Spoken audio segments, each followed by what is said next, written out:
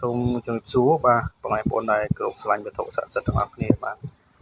ថ្ងៃនេះបាទខ្ញុំបានបង្ហាញបានឲ្យភ្ញៀវបាទហើយក៏ធ្វើវីដេអូបាទជូនបងប្អូនបានទស្សនាបាទហើយសម្រាប់តួអង្គនេះបាទគឺប្រភេទបាទស្នែងក្បៃខ្មៅបក់ធ្លុះបាទហើយសាងជាតួអង្គភក្ខណេះបាទខាងស្នែខាងការពារបាទគឺលោកបាទគឺផ្កាយបាទខាងរដ្ឋអំណាចបាទខាងដោះស្រាយបញ្ហាចំណេះដឹងផ្សេងបាទអង្គភក្ខណេះនេះបាទហើយសាងជាស្នែងក្បៃខ្មៅបក់ធ្លុះបាទដែលខ្ញុំបានធ្វើវីដេអូខាងមុនហ្នឹងបាទហើយឆ្លាក់អត់តអស់ទេនៅផ្សេងទៀតបាទបងប្អូននៅចង់បានស្នែងក្បៃខ្មៅបក់ធ្លុះបាទចង់បានជានឹងពួនឬក៏តួអង្គបាទអាចទាក់ទងខ្ញុំបានបាទហើយនេះគឺជាកូនក្រកបាទកូនក្រកដែលយើងសាងចេញពីនឹងពួនក្លឹម7ដូចគ្នាបាទកូនក្រកបាទភ្ញៀវគាត់មកចំនួន2អង្គបាទកូនក្រកនេះបាទហើយយើងយកបៀមតងសុកមួយបាទយើងយកបៀមតងសុកមួយហើយនឹងមួយអង្គទៀតបាទយើងយកបាត់មុខបាទបាត់មុខដៃ4ណាបាទហ្នឹងហើយចម្លាក់ខ្ញុំអាចចម្លាក់ឆ្លាក់ដៃ 100% បាទហើយ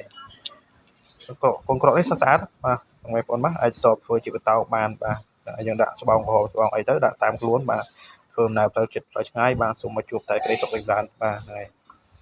ស្អាតកូនក្រកនេះបាទហើយអ្នកខ្លះក៏គាត់យកទៅក៏គាត់ដាក់ឈ្មោះបាទគាត់ដាក់ឈ្មោះបាទហើយគាត់ដាក់ឈ្មោះទៅក៏ពេលដែលគាត់ចេញដំណើរទៅណាមកណាគឺគាត់ដាក់ឈ្មោះទៅគាត់ហៅកូនបាទកូនក្រកបាទឈ្មោះមាន2ហ្នឹងដាក់ឈ្មោះ2ហ្នឹងទៅបាទហើយខ្មៅឬក៏អីហ្នឹងទៅបាទជួយការពារឲ្យថែសារឲ្យសុខសប្បាយបាទផ្លូវចិត្តទៅឆ្ងាយបាទហ្នឹងហើយកូនក្រកគឺតំណាងឲ្យអញ្ចឹងបាទហើយនៅខាងនេះបាទគឺជាឋានបាទឋាននេះឈ្មោះដែរបាទ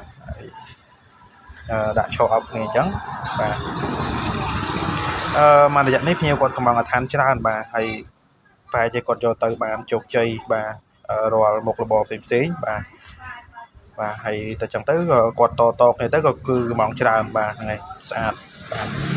ហើយឋានទាំងអស់នេះគឺមិនមែនទៅខាងអីផ្សេងទេបាទប៉ុណ្ណាបាទហើយគឺយើងការពារបាទ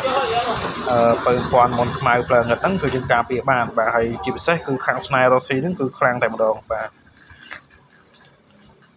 ស្អាតណាស់ប៉ុណ្ណាយើងសោកហើយយើងយកទៅដាក់ធ្វើជាបន្តោងសោបាទឬក៏យើងយកទៅដាក់កន្លែងណាអីសាច់តែបងប្អូនទេបាទហើយសម្រាប់ទីតាំងបាទខ្ញុំបាទគឺនៅខាងស្រុកអង្គស្នូខេត្តកណ្ដាលបាទផ្លូវជាតិលេខ4បាទហើយបងប្អូនគាត់ចង់ឆ្លាក់បាទគាត់អាចមកដល់ទីតាំងផ្ទាល់ក៏បានឬក៏អាចផ្ញើបានមកក៏បានបាទស្អាតបាទឬក៏ចង់បានឲ្យបានខ្ញុំក៏បានដែរបាទស្នែង3ខ្មៅធ្លុះបាទនឹងពួនក្លំ7បាទឈើកញ្ញូងឈើអីបញ្ញាកាយអីផ្សេងបាទបងប្អូនអាចសួរបានបាទអញ្ចឹងវីដេអូនេះមានតែប៉ុណ្្នឹងទេបាទហើយក៏សូមបាទជំរាបលាបងប្អូនតែប៉ុណ្្នឹងបាទអរគុណច្រើនបាទបងបាទ